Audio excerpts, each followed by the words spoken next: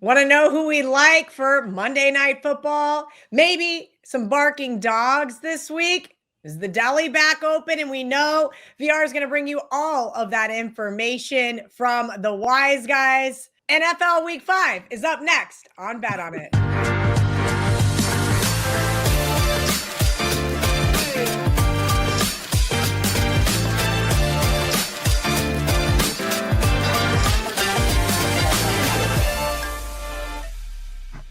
To the right of me, we've got Marco D'Angelo. You guys know him as Marco in Vegas. We got Gianni Corrales. You guys know him as the Greek Gambler. I call him VR. Back in the day, Vegas runner. And I am Kelly Stewart. This is Bet on It, the NFL edition, specifically Week 5. We're going to get right into it here with Thursday Night Football. San Francisco, boy, oh boy, has this one gotten out of control. Up to 6.5 here on the odds logic screen at the Rams. VR, the total sitting here at 46.5. Talk to me about this NFC West matchup. Yeah, and the reason I wanted to touch on this game as the TV game is because it makes it easy for a handicapper and a sports bettor. Because you look at this betting line right now, and you only have one option, and that's, do I like San Francisco catching 7, or is it a pass? Because you can't bet the Rams. The Rams in this spot is just not a good bet. Only because if you don't have that ticket in your pocket already, you're buying at the absolute worst time. And regardless of outcome, that's just not a good way to do this. Because a week ago, they were -3.5, 4. Then you had a couple days to bet them at 4.5. You had a few days to bet them at 5, 5.5, 6, 6.5. So again, once it gets to 7, a key number of 7, the bet becomes easy. It's either a dog or pass situation, because we're not going to take the worst of it with the Rams here, which I think is obviously an inflated price coming off of their win compared to San Francisco, the way they looked. But I just think this line's now a little bit too inflated. Like eventually it gets to a point where it's an overreaction. And I think that's what we're looking at right now, because prior to Purdy returning, San Francisco was actually outperforming the betting market. There was supposed to be a big drop-off, and that just didn't happen. They ended up, winning at New Orleans. They ended up beating Arizona by 1. Then he returns, loses, and all of a sudden, all those cluster injuries compounded have just forced bookmakers to keep moving this line. And that's just them trying to protect themselves against risk. But again, there's not sharp bettors out there laying the 7. The only shot you should be looking at the Rams is if it gets to 7.5. Then you want to look at the teaser. Then that makes sense on betting the Rams. If I see 7.5s or 8 across the board, but where it sits right now at 7, again, I'm forced to either bet the dog or pass. And personally, I think there's a little bit of value on this dog in San Francisco. Divisional game, they're going to show up. Usually the market overreacts to what players are worth. I think that's happening right now. And again, you have a Rams team that's coming off impressive win against Indianapolis, and now it gets to play at home again. This line's just too high. For me, it's dog or pass. I don't know if I'll be on San Francisco, but I do like the Niners a little bit. And like I said, though, if it goes above a touchdown, I'll probably look to the possible teaser spot for the Rams. But for the pick for the show, it's San Francisco plus the 7, and see how it does. Speaking of teaser spots, this is an interesting one. Sunday Night Football, New England is 7.5 at Buffalo. Marco, 49.5 here as the total. Yeah, Kelly, no question. There's going to be a ton of Buffalo teasers in this game. The books are going to need New England come Sunday, but we got to handicap the game as it is. And you go back to last week, Buffalo was in a major flat spot. They were coming off their first 3 wins of the season. They beat Baltimore in a come-from-behind win. Then they had 2 division games against the Jets and Dolphins, Dolphins being the last one on Thursday Night Football. And you're coming off all of that, and then what do you got? You got the Saints coming to town. And, nobody's, striking fear in when the Saints come marching in. But that's exactly why, free play Sunday morning, I gave out the Saints. That was a horrible spot for Buffalo, sandwiched between two primetime games, the Thursday night game against Miami and this Sunday night game against another division rival. So you saw a lackluster performance. How many times do I tell you when you get these big favorites that have that lackluster performance? And I know the final score, they almost got there. But Kelly, I know anybody that had them in Survivor got a little worried there in the third quarter when it was a 4-point game and the Saints had the ball. But then, things righted the ship and they ended up getting the win, but not the cover. And that's all we're about is who covers. We don't care who wins. We care about who covers, and the Saints got the money. You'll get a focused effort from Buffalo this week. And I expect them to put up points. I know New England's coming in here off of scoring a ton last week, but when you score 42 and your opponent's Carolina, that doesn't impress me. And I know they also scored 33 earlier in the year against Miami, and we know Miami's had their problems. But what I'm going to point out is, they had two high-scoring games, but what about the other two games? They were held to 13 points by the Raiders and held to 14 points by my Steelers. And the Steelers' defense has not played that well this year. So I don't think they can trade points in this game with Josh Allen. He'll be focused. It's a division game. It's a TV game. We get the best of the Bills. There's only one way I can play this game. That is with Buffalo. And yes, I like Buffalo minus the points, but I may have a couple teasers as well, Kelly. As you know, those teasers have been doing very well. Yes, they have. We're going to talk about them here in the Steam segment with VR. But first, we got to talk about Monday Night Football. Kansas City is a 3.5-point favorite at Jacksonville, total 46.5. And honestly, I could have went dog or under here.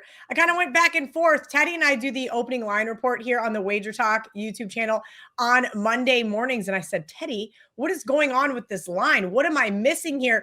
Jacksonville, I believe, was Marco's barking dog last week. And we were both on them in that spot versus San Fran. I think we were both on Kansas City, if I remember correctly, versus the Ravens. And hey, look, I don't want to take away from what Kansas City was able to do for me last week. I appreciate getting to cash that ticket and get another win in the contest. But let's look at kind of the inverse there. The Ravens, well, there was a lot of injuries that started to pile up there. But I'm going to give the Kansas City defense a little bit of credit. They were able to stifle Lamar before ultimately he left the game. On the other side of that, let's look at the Jacksonville defense and what they've been able to do. So look at the metrics. Both these teams really tight. And ultimately, I wanted to make a case for Jacksonville. I wanted to make a case for the under. I'm giving you guys both here for Monday Night Football. But for the show, I'm going to give you guys the under. I found this stat. I think it was from our good friend Ralph Michaels. I don't know. I read a lot of things come Wednesday. But unders, Monday nights, 83, 35, and 1 since 2016. If you guys are looking for this pattern, Monday night road favorites of 1 to 10. That is the Chiefs and Jaguars this week when the line is less than 50 points. And just over the last 5 years, it's 3 and 21. That is 88% to the under. So I'm going to take the easier route here instead of betting against the Kansas City Chiefs because I don't want to hear it from the comment section. Give me under 46.5 here on Monday Night Football. VR, you're up next here with the Steam Room. But first, got to do it. I got to ask you guys to give us a little bit of love here, whether it's in the comment section, whether you want to give us a like or get that thumbs up so you never miss another moment here on the WagerTalk YouTube channel.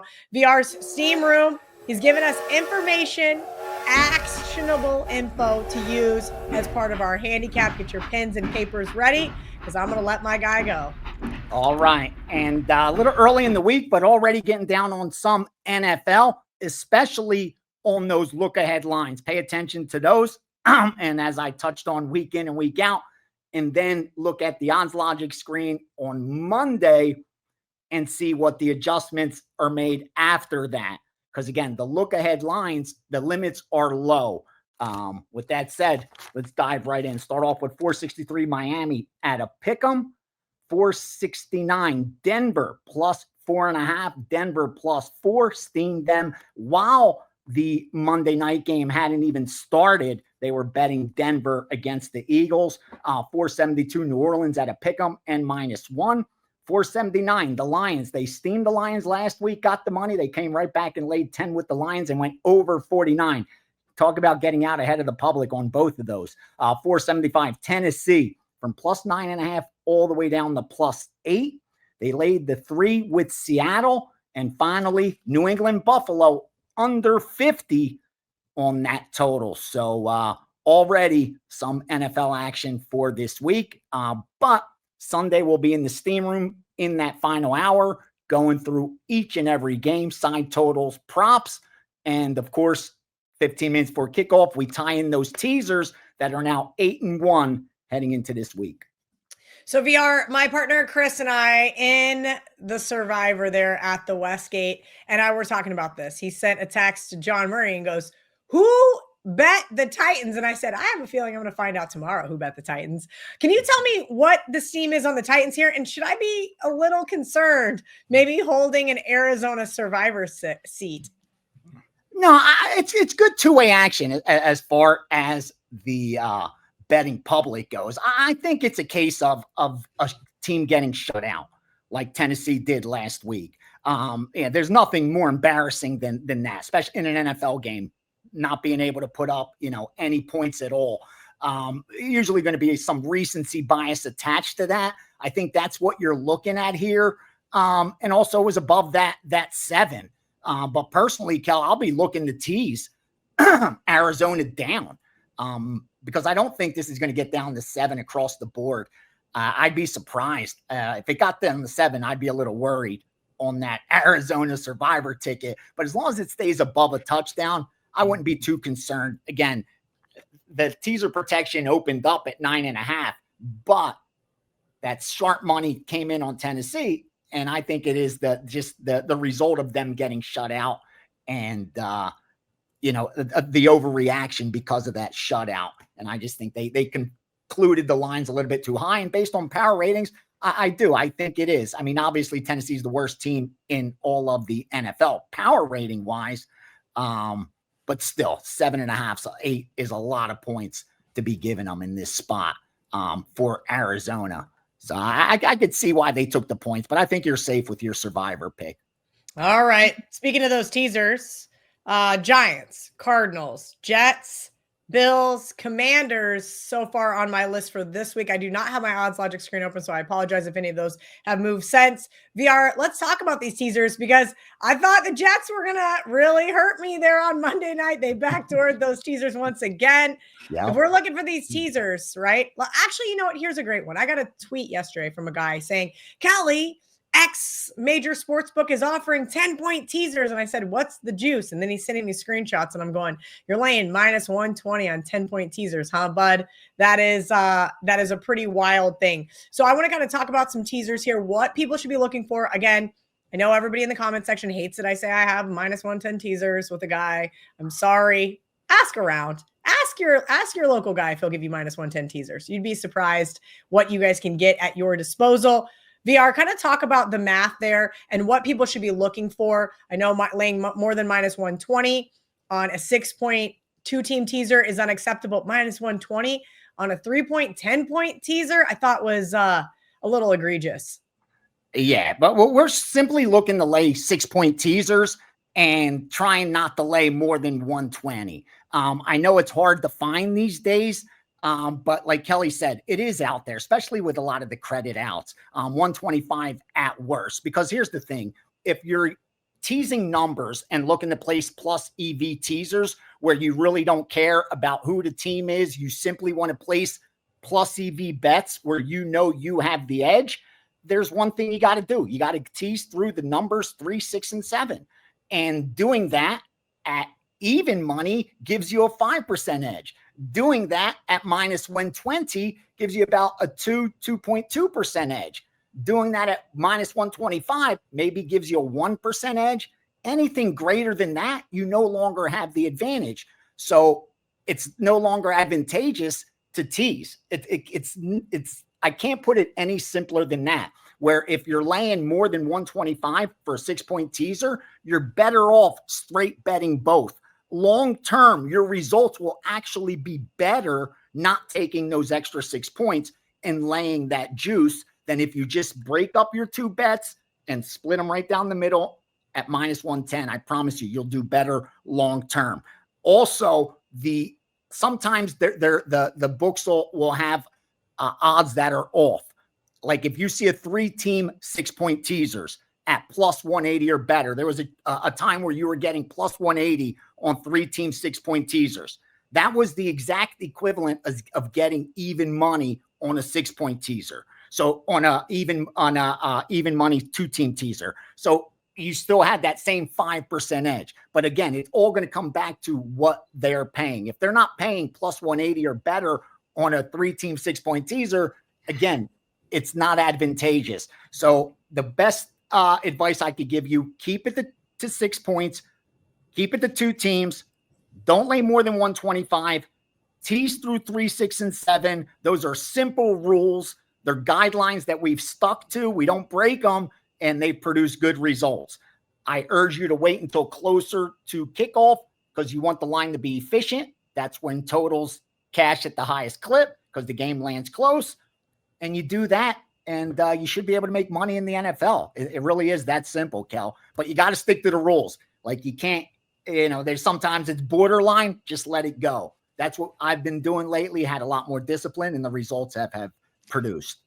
Just because our good friend Prez there on Last Call Monday Night with Joe Madden said 2's a dead number. And I thought, I think you're wrong there, Prez. I made a phone call to our good friend Ralph Michael. So on the Mega Show or on his TNA segment, he's actually going to break down the key numbers for you guys. Guess what the 5th key number is now? 2. It's 2. Sorry, Prez. Marco usually gets to throw the shade on this show, but I'm throwing some shade this time. So definitely check out that TNA edition because I specifically asked for, since moving the PAT back and what we've seen since then, I want to know what the new key numbers are. Different things come into play every single year as the league changes their rules. Thus, key numbers are going to change. All right, guys, barking dogs have been great, except for the Colts last week. Thank you guys for that one. Oh, well, it is what it is. Marco D'Angelo, you were on that one as well. The Lord giveth and the Lord taketh away from a gambling perspective because I was against the Rams and then the Rams gave me one right back. Or maybe A.D. Mitchell did since he decided not to drop that 12-ounce football about on the half-yard line in for a touchback. Okay, I'm done. Barking dogs. Marco D'Angelo, you got to go first. Tell me. Well, I'm not done. I'm going to bitch more about Indiana. It wasn't only the drop touchdown when he's crossing the plane. The same player was the guy called for the holding on the long Taylor touchdown run. Yeah, so you're right. He took 2 touchdowns off the board. But we're still okay, Kelly. There's only a couple minutes left in the game. The Rams are getting the ball. They're going to drive down and kick a field goal, right? We're getting 3.5. No. You know what the Colts did? They only had 10 men on the field for that blown coverage. Did you know that? Yeah, that was fun, losing that one. But hey, that is all part of it. There's been one gut-wrenching loss each week in the NFL, and that's why we love the NFL. Because as you say, Kelly, for every team that wins that shouldn't have won means somebody that should have had a loser got a winner, and they're happy. We're not. So it'll come back around. We got some in the gambling gods bank that they owe us later in the season. But for this week's show, for the Barking Dog, I've got Denver. VR talked about it already, and this is a team that if my mic suddenly goes silent, that's only going to be because our producer does not want to hear what I'm about to say. The Eagles are 4-0, but guys, let's be realistic about it. They don't look like the same Eagles team that won the Super Bowl last year so far. Maybe that's that, hangover effect, the fat and sassy from winning the Super Bowl last year, but they've won their 4 games by a combined 20 points. Now, you got to give them credit. They have played a tough schedule thus far. They opened up against Dallas. Granted, Dallas is not a good overall team, but they're a division rival. They got an explosive offense. They played them on that Thursday night game. Then you played the Chiefs, who were playing with Super Bowl revenge. Then you played the Rams the next week, who had playoff revenge as well. Those were big games for those opposing teams. And then last week they had to travel to Tampa Bay. That could have been the spot that they lost. They got out to a big lead, and then Tampa comes storming back and made it close late. Sooner or later, one of two things is going to happen. Either Philadelphia is going to put together a complete game and blow somebody out, or their luck is going to run out. And I'm going to go with the luck running out this week. My concern with Philadelphia has been the last 2 weeks. Where did the running game go? 174 yards on 59 rushing attempts. That's under 3 yards a carry. That is not the Philadelphia team we saw last year. Remember the year that Barkley had. Now, we can't expect him to have that same year this year, but come on. You've got Jalen Hurts and Barkley in that backfield, and you can't run the football. Philly has a divisional game on deck. Now, granted, it's only against the Giants, but it is a division game. Giants always get up for them. And when is it? It's on Thursday night. Always got to look ahead to see who these teams are playing, especially look to see who that Thursday night game is. All right. This is a spot where Denver, although they were underachieving so far this year, they finally got things put together last week. Yeah, granted, they played Cincinnati. Bo Nix finally had a breakout game against the poor defense. But I have an old saying with the horse racing, sometimes when your horse hasn't been doing well, you need to regain its confidence. You drop the horse in class.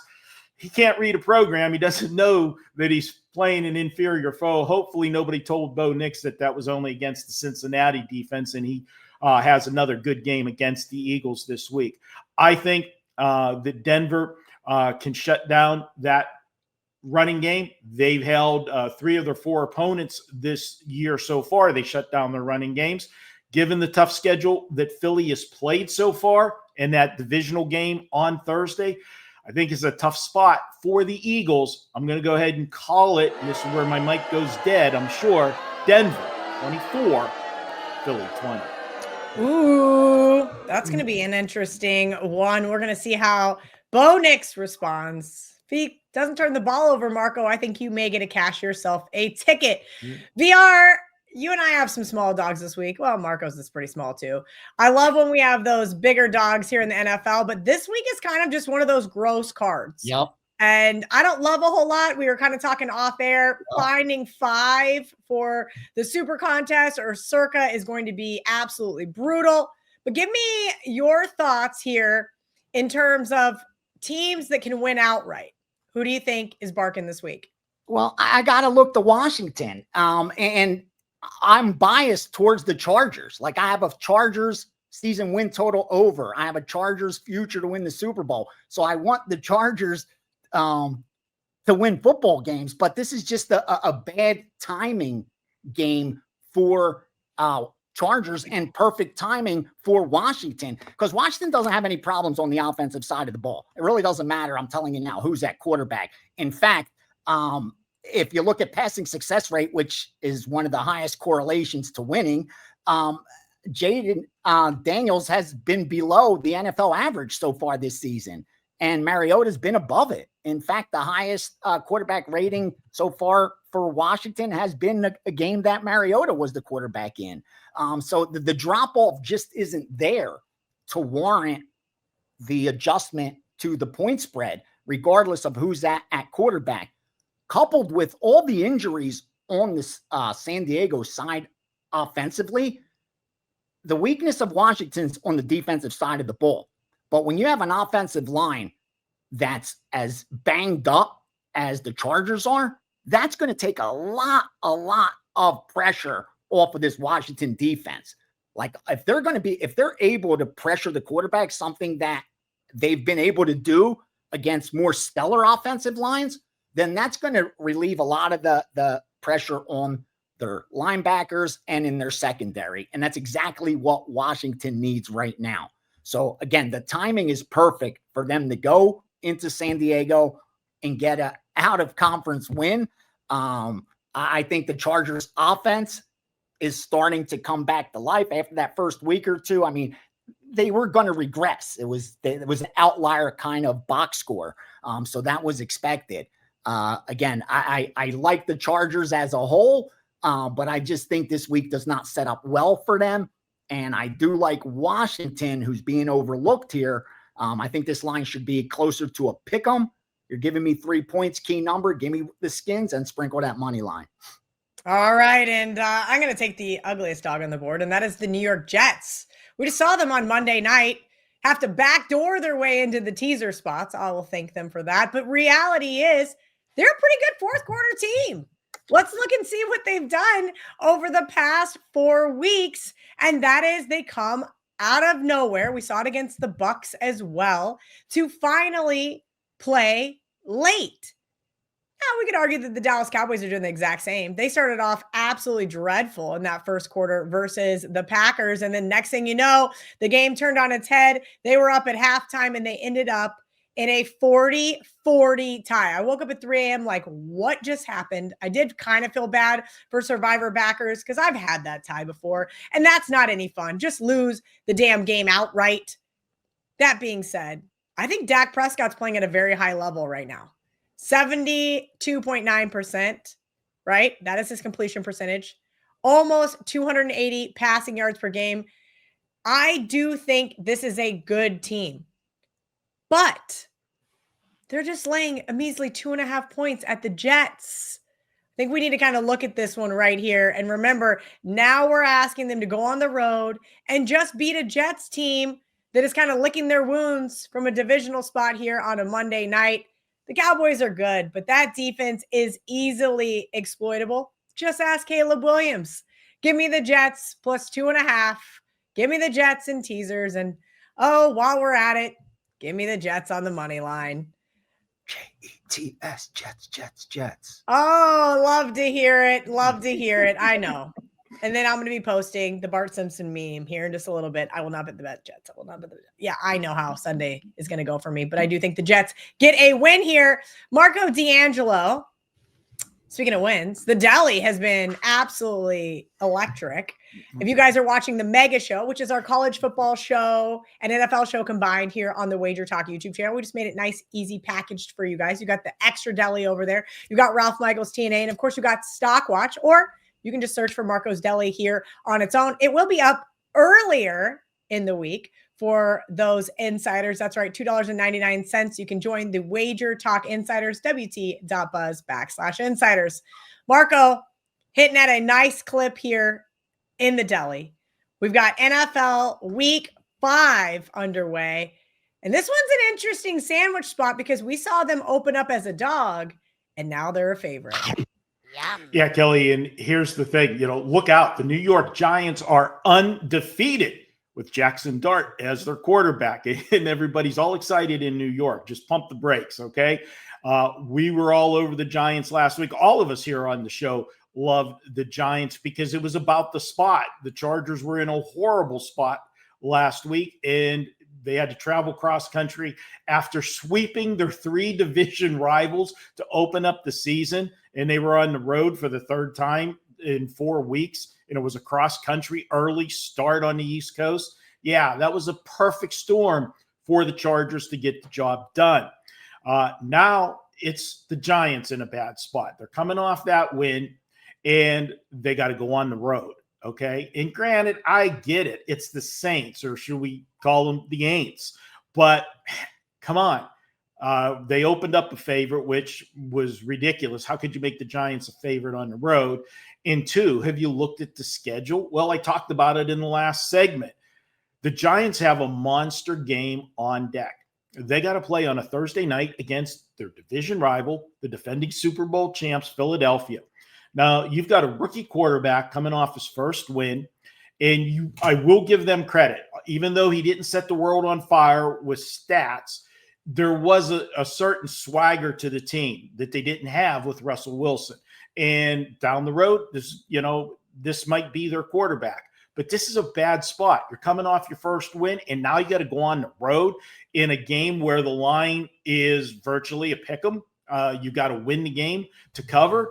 No, I don't want any part of that. I don't want a rookie making his first start on the road in a bad scheduling spot with a big look-ahead game, and make that look-ahead game on a short week on a Thursday, a TV spotlight. That's going to be the rookie's first nationally televised game as an NFL starter. Yeah, no, give me the Saints. This is all about the spot. And I know when people leave the comments, when we do the deli and that, they're always going to point out, how can you take a bad team? Well, that's the whole premise of the show. We're finding the spots where ugly teams can prevail. Okay. We know, we say it all the time. The spreads are the great equalizer. The situations are the great equalizer. This is a spot that screams to take the Saints, just like it screamed last week to take the ugly Giants. Go with New Orleans. They get their first win of the season. New Orleans 23-17. All right, Marco, I'm going to ask because you know that the comment section loves when I talk about Survivor. And I think people do like it. I know you guys all complain, but if you like the Survivor talk, let me know. Our producer, Dan Alexander, had the audacity prior to starting the show, says, I think I might take Saints in Survivor. And I said, are you insane? You just said you think the Saints are going to win. Would you burn a Survivor pick on them? I would not burn a Survivor pick. I can lose, a 1-unit bet any day of the week. Okay. That's part of the cost of doing business. You're talking about something that your whole season is on the line with, one of your entries for the Survivor. Now, if you want to talk about it, Kelly, from game theory aspects of things, and this is something that, I got into the conversation with your partner from last year in Survivor. And I said that, if your goal is that maybe if you're later in the season, how people talk about, oh, well, the perceived value of your entry is X because of how the number of people left. It is not. Not every entry that's left with maybe 4 weeks to go is worth the same amount of money. Yeah, if you divide the number of entries by the prize pool, there's a dollar figure. But it depends on what teams you have left. If you're able to use teams like the Saints earlier in the season, it makes your entry worth way more money later in the season, because that means you've got some better teams still left in your arsenal that if you did try to sell that, you could command more money on the market for selling it. All right. And there's your handicapper answer. There's just no way. There's no way. Not with the Bills, with the Lions, with the Colts, with the Cardinals, all these other teams that are at your disposal. And VR is smiling because I'm looking at the script. So we're just going to go right into it with best bets because you also like the Saints. So I swear on my mother's life, I didn't know Marco had that for his sandwich. In fact, I was going to use Denver as my dog, and I noticed he had Denver already. I chose a different dog. I didn't see it on the Saints. I remember I did it late last night. I got back from the UFC, and I like the Saints. I gave them out to my subscribers at a pick 'em immediately. I thought this was a great spot. Remember, I was big on the Giants. They were my dog last week. They were a big bet for me for subscribers. I thought the sprinkle was warranted because I thought the spot was really good for them. But this is a terrible spot, and I don't want to waste the viewers' time because Marco nailed the handicap perfectly. You got a rookie quarterback coming off a historic win for the team, getting them their first win of the season at home. And now he's got to go on the road against a winless Saint team in dire need of a W that already has shown the splits. They play a lot better at home. Just look at their point differential at home compared to what it is on the road. If you're ever going to back the Saints, this is where you want to do it when they are playing at home. And I think it's a good spot for them with Neighbors being lost for the season as well. I just don't think it's going to be an easy afternoon for the Giants, who got the pressure off of them. Like, not only did now you got your new starting quarterback, which is the youth, but he even got hurt. He's a little banged up from what I saw. Like he's listed even as questionable because of the hamstring. So you got a Jackson Dart who's not even 100% now going on the road. Again, he won the game. He managed it well, but he threw the ball only 20 times. He had 111 yards passing. He just didn't lose the game. He didn't go out there and win the game. He just didn't lose it. Eventually, you're going to have to win football games. And on the road, that's kind of what you have to do. I don't see that happening. I like the Saints. Again, I won't waste time. Just rewind everything that Marco said. I second it. And even power rating wise, I think it makes sense. Just give me the Saints at home, man. I just don't lay the 3. Bet it now. Lay the 2.5. Don't lay the money line because the money line is a little bit too high. We laid it when it was like 110, 115. But right now, you're better off laying the 2.5 with the New Orleans if you agree, or sit back and maybe you'll get 3 if you disagree. All right, guys, right now you get $500 off a 1-year pass. That is just $125 a month. Plus, we're going to give you a bonus coupon for any additional purchases, 25% off at WagerTalk.com. For a limited time, right now you get $500 off a 365-day all-access pass from your favorite handicapper. That is all their sports released. Any 5% best bets, 365 days of action for about $125 a month, which is about $4 a day. Just wanted to throw that out there before we went to Marco D'Angelo for his best bet. Marco, what do you have going on at Wager Talk right now? Well, Kelly, we had a big week last week. From Thursday through Monday, we put up a 9-4 mark for our clients. We're going to have a 5% this weekend. College, I said it in the other show, 7-1 on our 4% and higher. NFL's winning. We had a 4-1 Sunday. Would have been 5-0 if it wasn't for those freaking Colts. But let's, I'll take 4-1 anytime you want to dish that out. We'll do that. And then we came back and won on Monday night as well. So it was a good week all the way around. Join me, don't forget, we talked about the long-term package, but Kelly, there's another package going at Wager Talk this week. We've been running it the last few weeks and it's been such a success. We're bringing it back. Weekend Warrior, $49. You can pick your favorite handicapper, get all of their plays Saturday and Sunday in football. And if that capper has a Monday night play, you'll get it free as a free bonus as well. Just $49. Check that out. And it even includes the 5% plays. And you know those 5% plays sell for $35 by themselves. So it would be silly not to buy the $49 deal. For my best bet, Kelly, we're going to head to the Great Northwest and we're going to look at the Seattle Seahawks. And Kelly, when you look at this one for Tampa Bay, we always talk about, travel situations and everything else. This is the longest road trip that there is in the NFL. That is either going from Seattle to Tampa or going from Tampa to Seattle. Bad spot for Tampa Bay. And I got to tell you, this Tampa Bay team, they are a gritty team. They're 3-1. Their only loss came last week to Philadelphia. Their 3 wins were all come from behind fashion, and they almost did it for a 4th week in a row last week. They fell way behind the Eagles, made a charge in the second half, and almost got there. I know Philly backers were getting a little nervous there in that 4th quarter, but they ended up losing by 6. Seattle went on the road last week. It was a hard-fought division game. They had a big lead and almost blew it. But they did prevail on Thursday Night Football. Now they've had a couple extra days to prepare for Tampa. And I think given that added rest, given the schedule that Tampa Bay has played so far and the tough games that Tampa's had and had to come from behind, I think this is just a bad spot for Tampa to go on the road. I also feel that this is a Seattle team that's kind of flying under the radar. They have yet to allow an opponent to score more than 20 points this year. Now, granted, some will question their schedule, but they have held 3 of their 4 opponents to under 90 yards rushing. The only team to top 100 yards rushing against them was San Francisco in week 1. But you know what? To get to that 119 yards rushing, the 49ers had to rush the ball 36 times in that game to do it. I also want to point out that this is one of those spots, we talk about it, it's a phrase we like to use, lose the same game twice. Tampa Bay played host to the defending Super Bowl champ Philadelphia Eagles last week.